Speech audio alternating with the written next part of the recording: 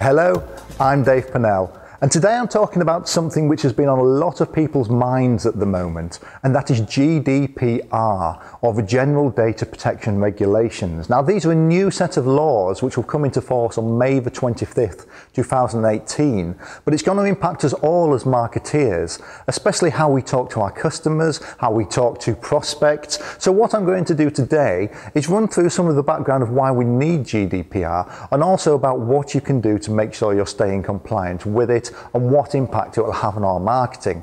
Now, the first question to ask is this one: do we really need GDPR? Well, the world of business has changed. How we communicate, how we manufacture, and how we buy. And marketing has got very sophisticated. So the data regulations we have at the moment haven't really kept up with how marketing works today. Marketing is now very much built on data. So let's have a look at a few examples here of how marketing works. The first one here, something like Google Analytics. Most websites that you visit these days will track your behavior and track what you're doing on that website. Now, it won't just track which pages you visit, but it will also make a note of how long you spend on those pages. It can see where your mouse is in the browser window. It can even see if you start entering a form but don't complete it. Now, a lot of people will say, well, this is fine because it's anonymous. That data can't actually be linked to me.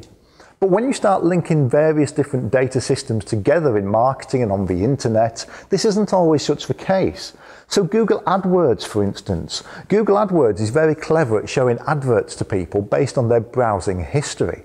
So if you've been to somebody's website and you've spent quite a lot of time looking at a specific product, you might then start seeing adverts for that product following you around the internet. So all these systems are becoming very integrated. Throw into the mix something like Amazon Echo. Now, it's not just Amazon who have these voice searching devices out these days. It's also Apple has one, Google's got Google Home as well. And they believe that by 2020, 50% of all search engine traffic will be voice activated search. Now, this is very interesting because we're not just asking these devices into our house to play our music and read us the news. They're also learning about what we like as products and saving that data to bring us recommendations. So these devices are starting to store a lot of data about us. Most people have now used something like MailChimp as well, email marketing software. MailChimp can, if used in certain ways, be just on the wrong side of creepy. If I'm using MailChimp and sending a campaign out through it, I can see who's opened the emails I send. I can see which links they've clicked on an email and who's showing the most interest in my product or business. And some people aren't quite comfortable with us being able to do that. Now, Facebook has been in the news quite a lot recently for how they handle, or should we say mishandle, people's data. Now, I'm very much of a camp that I understand that I'm not paying for Facebook. So I'm going to have to be served up adverts so that they have a business model. And I actually think that if Facebook knows what I like, it will show me adverts which are more relevant to me. And as a consumer, I would prefer that. But I want to make sure that the data they do hold on me isn't used for other reasons and isn't used to influence me in other ways. The Tesco Club Card. Now, this is just in here to show that it's not just the tech companies who store data on us. Supermarkets are getting very good at doing this as well. In fact, Tesco were one of the first. If you have a Tesco Club Card that you use for shopping, the shop knows exactly what you're buying week in, week out, and it can build up a profile around you so that it can give you offers very much based on what you want to buy.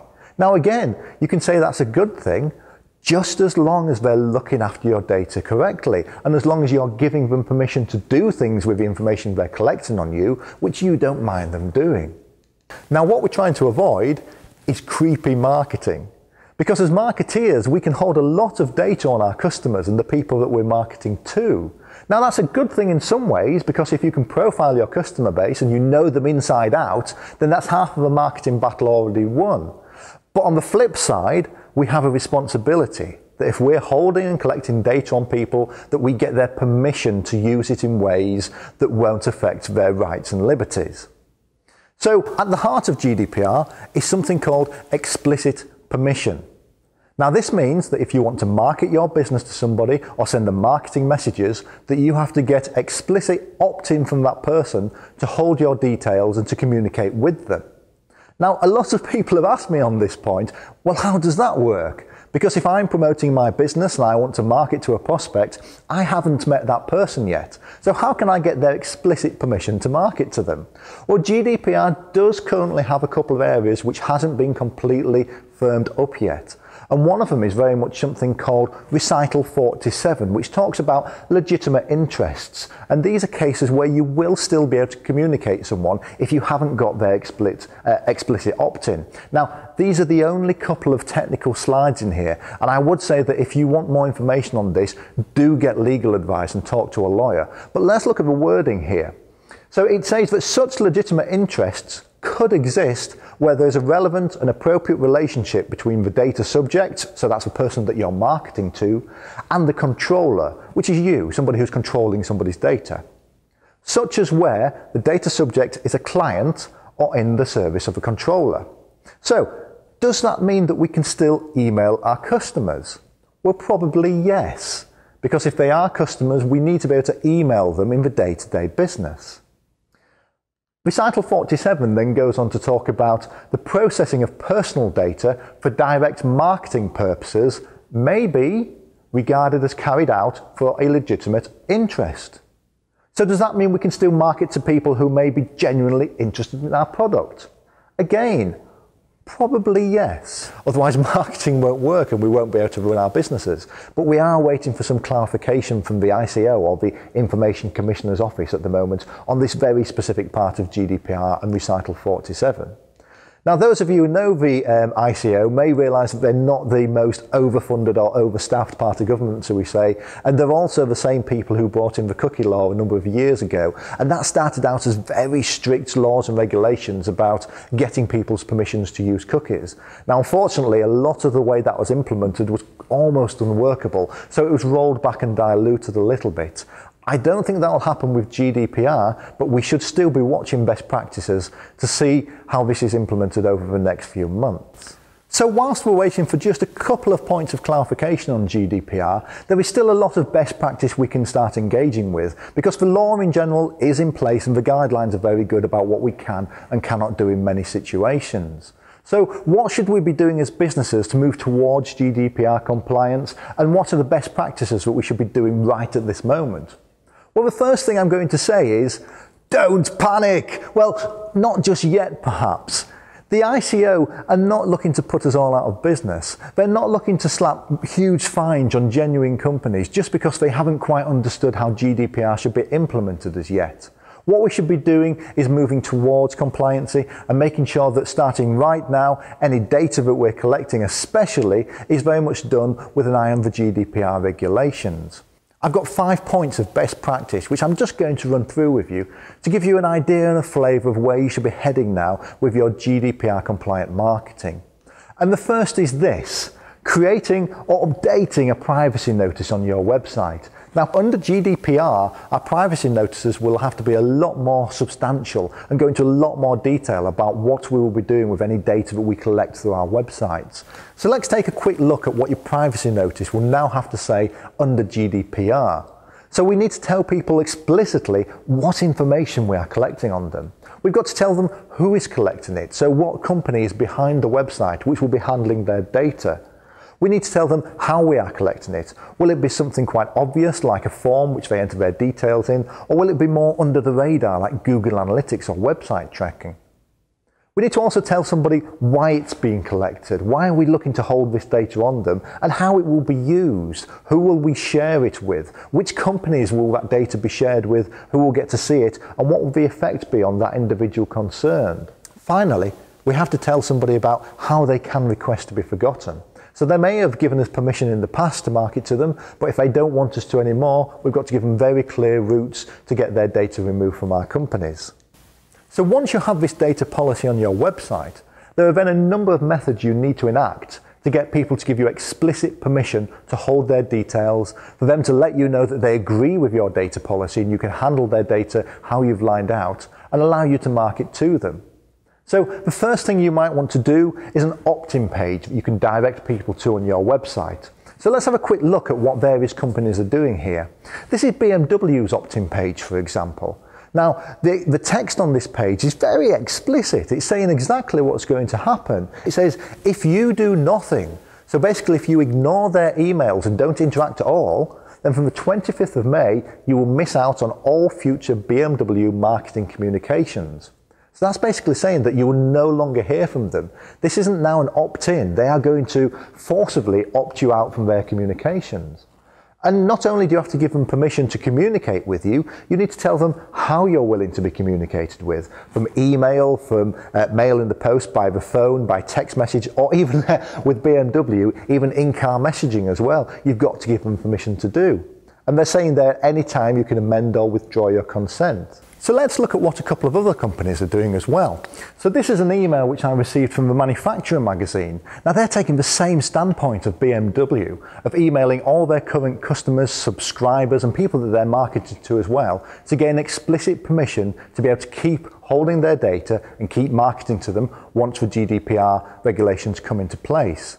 Now you may have already seen emails like this drop into your inbox, and pretty much in the run up to May and probably beyond, we're likely to see a lot more.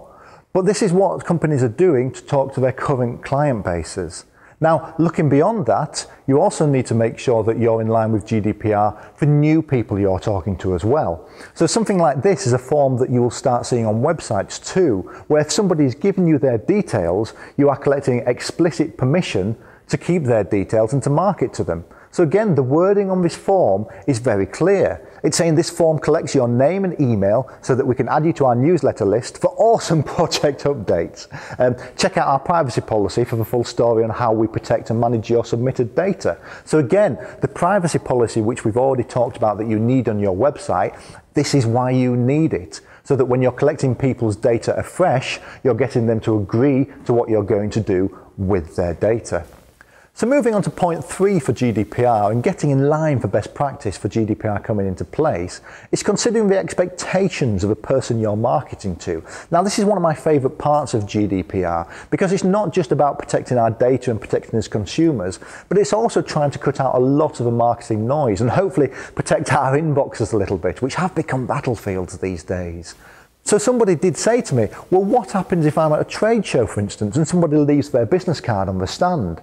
I can't actually follow up with that person under GDPR because they haven't done a tick box and they've not given me explicit permission to communicate with them. Well, that's not really what GDPR is about. Because if somebody does come to your stand at a trade show and leaves you a card, they have that expectation that you're going to communicate with them, that you're going to follow up.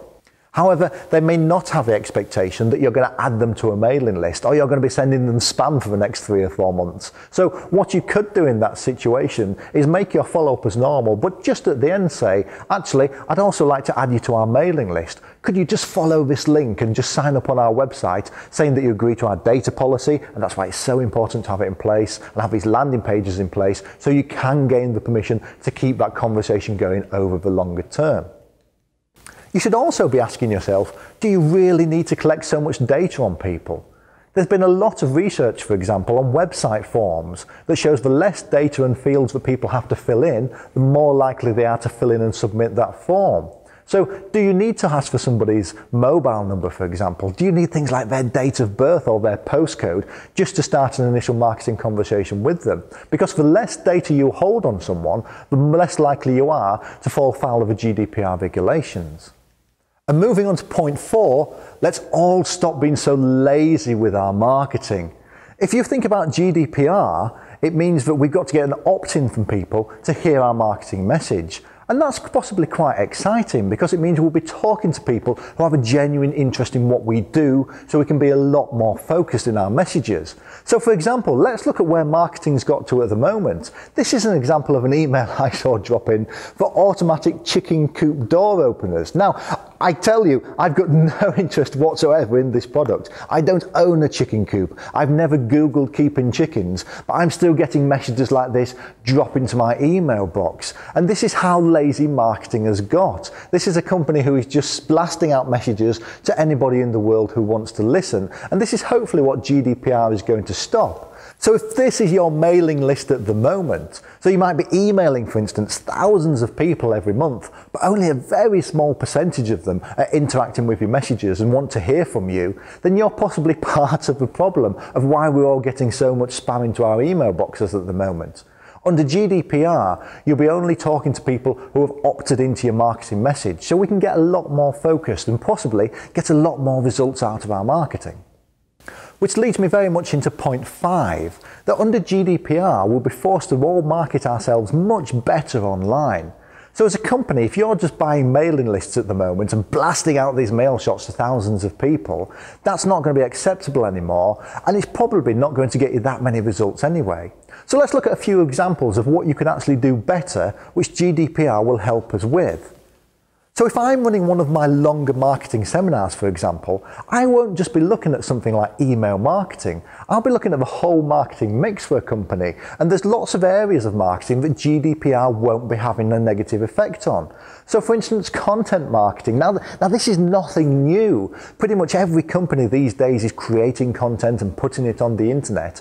But because GDPR means that we're talking to a very interested group of customers, we can create far better content, such as video, for instance. Now this example here, if you've got a trade show and you're collecting business cards on the stand, why would you just blast out an email to all those people afterwards? Why instead don't you record a video on the day showing a products demonstration and send that out afterwards? You can share that on your LinkedIn, you can upload it to YouTube, and you can be creating far better content which people are going to interact with.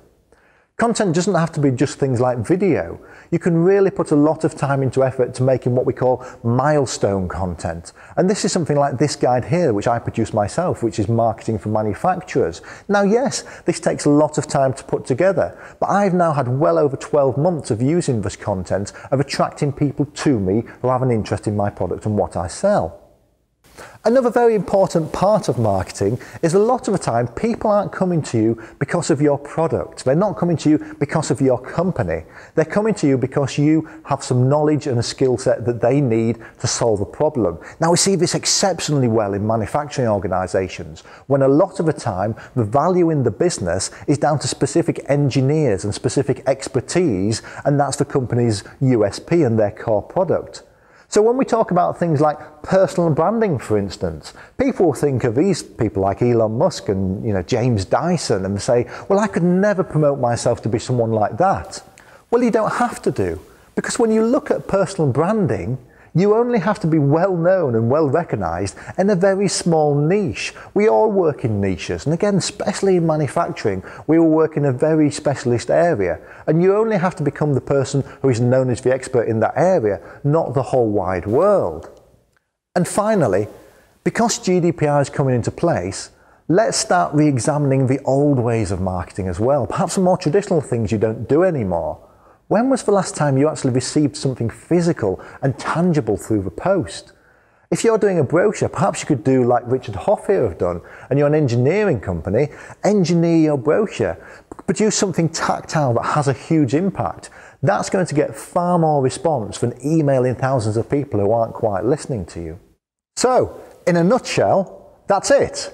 Now, I'm always happy to have that follow-on conversation, because there are elements of GDPR marketing that can get quite technical. Things like landing pages and opt-ins with MailChimp and things like that. So here's my contact details. Feel free to drop me an email on dave@tdmuk.com, or find me on Twitter or LinkedIn, because that's always a great way to continue that conversation, and also a very GDPR friendly way of doing so as well. Earlier, I also mentioned our guide, Marketing for Manufacturers, and you can download that completely free from our website, which is tdmuk.com. So hopefully you found this useful, and now hopefully also you can get your head around GDPR and what impact it will have on marketing your company.